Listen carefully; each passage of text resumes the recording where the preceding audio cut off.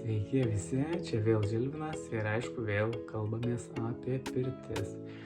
Šiandien tokia tema, kokią naudą duoda pirtis ir kiek laiko ir reikėtų išbūti pirtyje ir kokioj temperatūrai bei drėgmėj.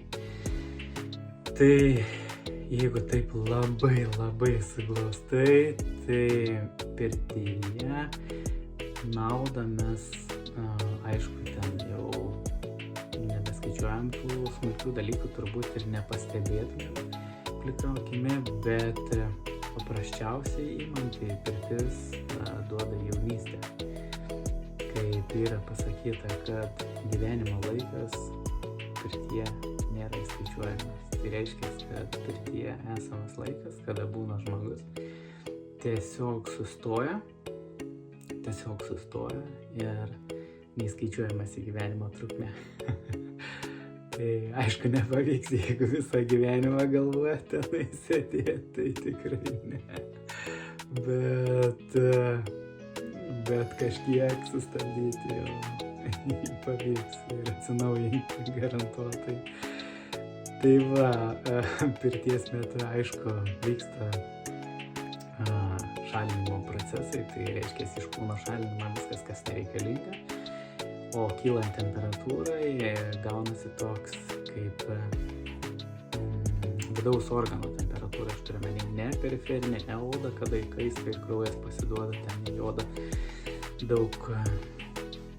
daug jau mililitrų, bet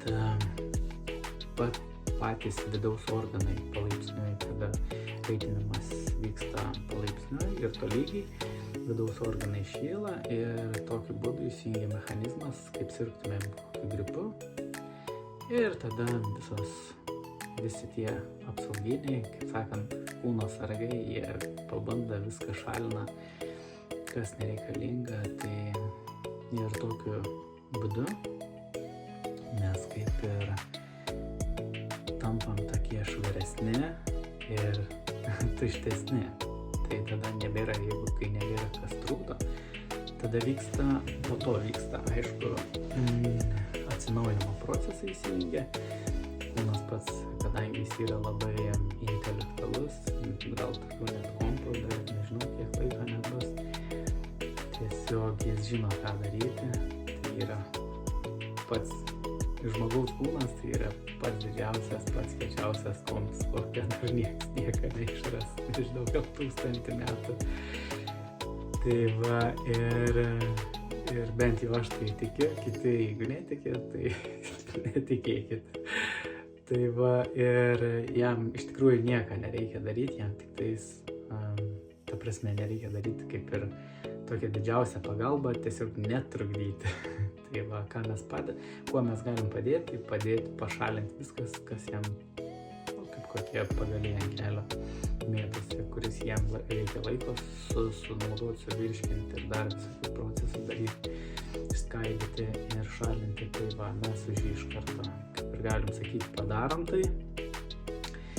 Tai jam tik tais tokį lengvą tokį šoką, kaip iš šaltą ledinį vandenį įlendant, tai tokį šoką padarom. Tai jisai mums paskui vėliau atsidėkoja. Tai va. Ir tame ir esmė, kad visa ta jaunystė, ką turėjau omeny, kad vyksta regeneraciniai procesai, kurių mes fiziškai nematom, bet pažiūrėję į veidrodį. Ilgesnį laiką pabuvę pirtyje, mes pamatom, kad ir oda atsišviežinus, ir savijauta geresnė, ir galva švaresnė, mintis švaresnės ateina. Nes iš tikrųjų neveltui yra pasakyta, kad ką mes į save dedam, taip ir jaučiamės. Tai jeigu mes pridedam tenais labai daug šlamšto, tai nors būkim mėly, padėkim tada tą šlamštą ir išvaryti iš savo kūno. Tai va, aišku, yra sportas ten, bet pirtis tai tokia profilaktika, galėčiau pavadinti, kad didesnį efektą gal nei sportas padaro. Tai ir per trumpesnį laiką. Tai va, taip va. O dabar dar kiek turėtumėm išbūti pirtyje, tai iš savo pastebėjimo, tai manau 15 minučių. Labai fainiai būtų, jeigu išbūna 15 minučių. Nes bent jau 3 užėjimus padarom, tai reiškia, kad 15 minučių mes įeinam, prabūnam tą laiką, ten galim gulėti, aišku, aš rekomenduoju visą laiką gulėti, apžvelgsim paskui kitose temose, kitose video.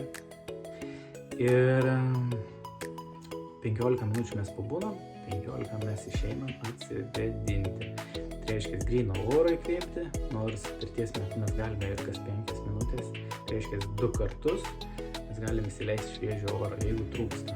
Tai labai puiku, tiesiog atidarom duris, greitai čiuk su rankšluosčiu arba su vėduoklė, mes paduodam ir sėdam arba gulam vėl ir prakaituojam toliau. Tai va taip 15 minučių prabūnam, 15 atvėstam ir paskui žiūrim, visą laiką reikia stebėti. Jeigu blogai jaučiamės, ar sunku labai, ar savaitė buvo audringa, tai tiesiog išeinam ir nusimatuojam maždaug, kad galim arba laiką matuoti, arba tiesiog jaust, kada jau atšalam ir taip jau nelaukti, kada jau netgi kūnas pradės purtytis, nereikia to laukti, reikia laukti, kada dar esi šiltas, bet jau atsigavęs, ta prasme, ir grįžtam atgal.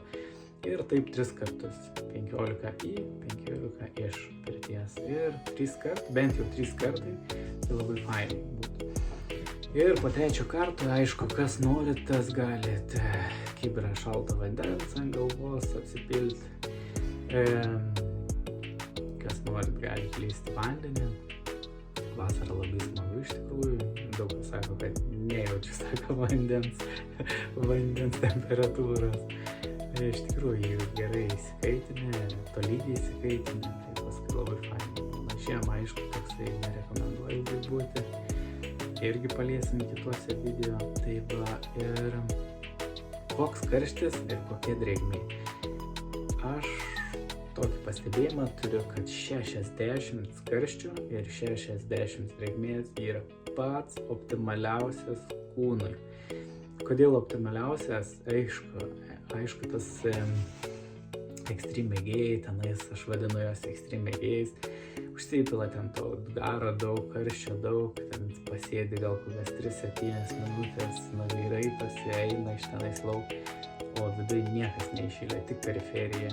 Tai toks efektas gaunasi kaip šaldyto kepsnio. Įmeti į verdantį aliejų 3 minutės, jisai ten apirė apkepė iš išorės, bet jeigu įdėjus į lėkštę ir prapjovus, tai ten ledo gabalas realiai. Tai lygiai tas pats mūsų kūnu, ten nieko neišeina.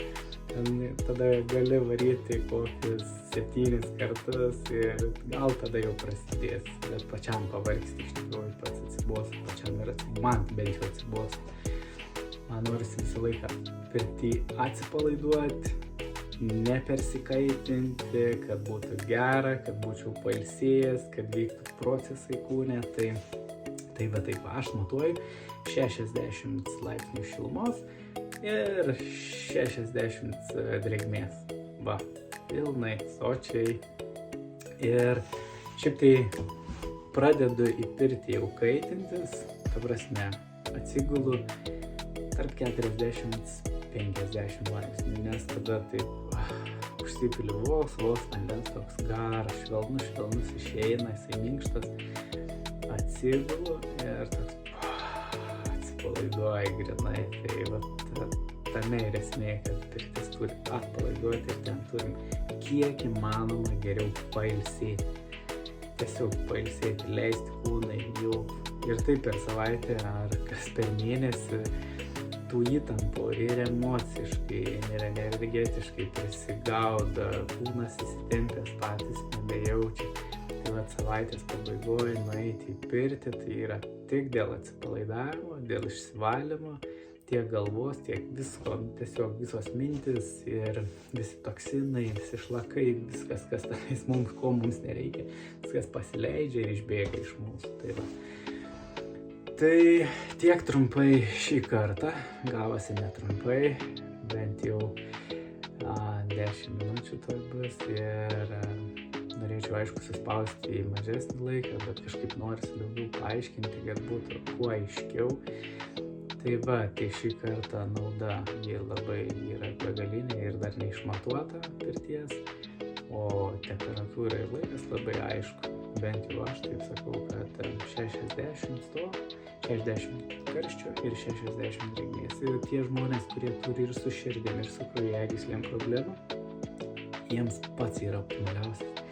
Jiems nereikia nei stresuoti, kūnas pats elastiškai išsiplečia, atvėsti vėl ir tuo būdu labai gaunasi taip, kad mūsų kraujagyslės pirties metu jos tokios tampa treniruotos, elastingos. Iš ten irgi valosi, daug kas valosi. Tai tokiu būdu mes kaip ir, norėjau angliškai pasakyti, bet lietuviškai tokie kaip čia tampam lankstesni. Tai ir viskas į naudą. Tai va, nebebūnam tokie susibarėję. Tai va, šį kartą tai tiek ir turiu keletą dar temų, net ne keletą, turiu daug temų, kurias norėčiau dar apžvelgti, tai tada tiek šiam kartui ir iki kitų video. Jeigu jums patinka video, spauskit subscribe, laiką, galit komentarą, jeigu kas nors galit ir sekti mus Facebook'e, parašysiu paskui prie aprašymo, kur tai galima padaryti. Ir jeigu turit klausimų, tiesiog rašykit, mielai atsakysiu, kada būsiu laisvas. Tai va, tai šį kartą tik tiek ir iki kitų susitikimų. Iki.